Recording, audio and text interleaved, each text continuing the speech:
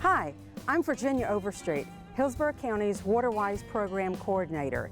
This is a program at the Hillsborough County Extension where we teach homeowners how to maintain a beautiful landscape while minimizing the amount of water that they use. One way homeowners can minimize water is to use ground covers instead of turf. Turf uses more water than just about any other plant you have in your landscape. Now, we're not trying to talk you into getting rid of all of your turf, but what we do ask you to do is minimize it. Around me right now, I've got some ground covers that really prefer shade. This is called mondo grass. As you can see, I'm sitting in it. It's in a pathway. It makes a wonderful, low sculptural ground cover. Behind me, this is aspidistra, and this particular variety is called Milky Way. You can see all of the small dots on it. This is a wonderful selection. In fact, there's a professional organization called the FNGLA, Florida Nurserymen, Growers and Landscaper Association, and they recommend this plant. It's a wonderful plant for full shade or light shade. This is Asiatic jasmine. This is a nice ground cover in any type of light situation. This makes a wonderful ground cover underneath trees. We encourage homeowners not to try to grow turf underneath trees because turf requires full sun to thrive, and you're just not going to get that full sun underneath your trees. Ground covers have two different types of growth patterns. Some are what we call clumpers. You put them in the ground in say in a 1 or a 3 gallon pot, and over time they clump out in a big circle and get bigger that way. This is what this aspidistra will do for you.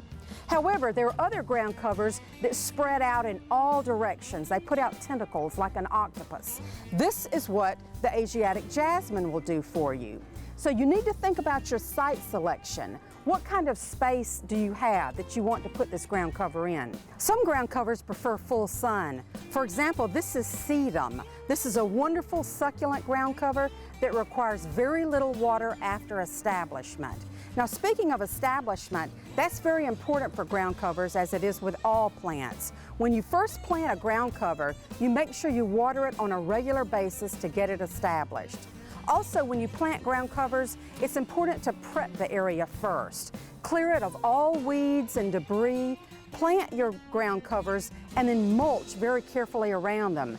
This will suppress weed growth while the ground covers are getting established. It's very difficult to weed once you get a ground cover established, so this prep work will really help you in the long run. Another ground cover for full sun is foxtail fern.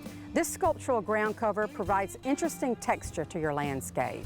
Turf grass uses a lot of water in the landscape, but there's a different type of grass that uses very little, your ornamental grasses. This is one of my favorites. This is muley grass. This is a Florida native, and it blooms in the fall. It looks absolutely beautiful. Another of my favorites is also a Florida native. It's called beach sunflower. This is a wonderful ground cover for full sun, and another reason I love it is the butterflies love the flowers. Another choice for ground covers in full sun is lantana, trailing lantana, not shrubby lantana.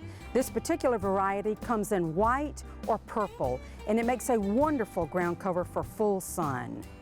Another advantage is the butterflies, again, love the flowers on this plant. Please call us or visit our website if you want further information on ground covers or any other type of gardening subject.